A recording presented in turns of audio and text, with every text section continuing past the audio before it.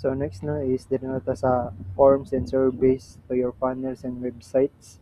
So dito dyan po sa site sa forms eh, or site sa surveys to create a new one. Then mag-drag kag fields like name, email, phone, and custom question. And once ma-save is embed it into any funnel or website page using the form element in the builder. So dito sa Shopify app, uh, dara tong forms or surveys. So sa forms ata, um, create tag new. So na siya yung mga template nga pwede nimo gamiton. Pwede sa mag-create og new.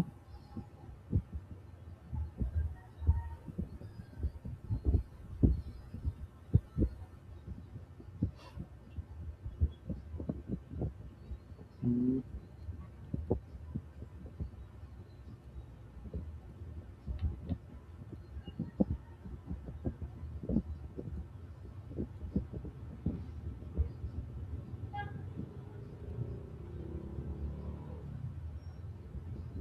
So diri ka mag-edit no sa mga forms kung unsa ba siya first name. So na po siya mobile mode, desktop mode.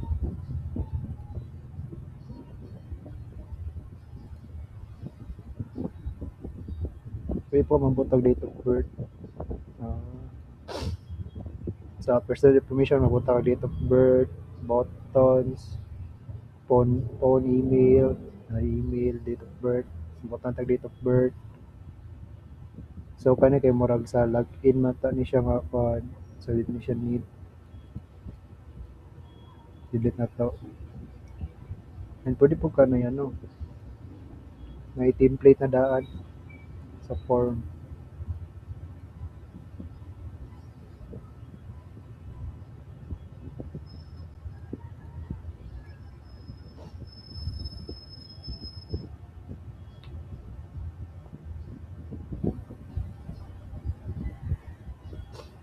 Then sa survey side same raman nata na po'y template gamit ang template kan sa lawyer.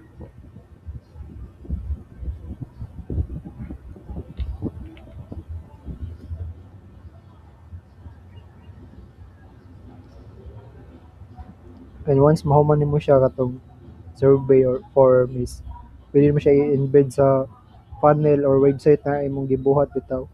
Itong ipakita na ko last ano to publish pag-create sa website funnel siya no. Then i-save din mo siya once na na-done na ka. So ba ni kuan tong i-embed nimo sa funnel nimo sa website. Mag kanay mag-drag lang ka kung unsa imong gusto ibutang since kanay survey man ni. Kung sa gusto nimo i-add i-explore lang daghan ni kag kapilian diri may address mga elements like kaning single tap draw dili siya butang diri ana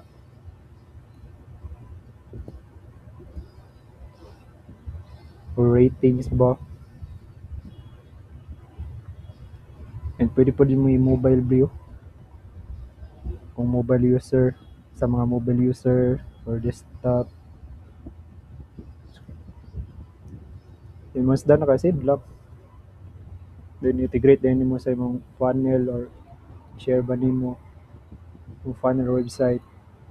So yung ato na no sa pag-create pwede na template pwede po ka mag-create from scratch kaya na naman po yung mga nyo mag-drag and drop naman lang so maura to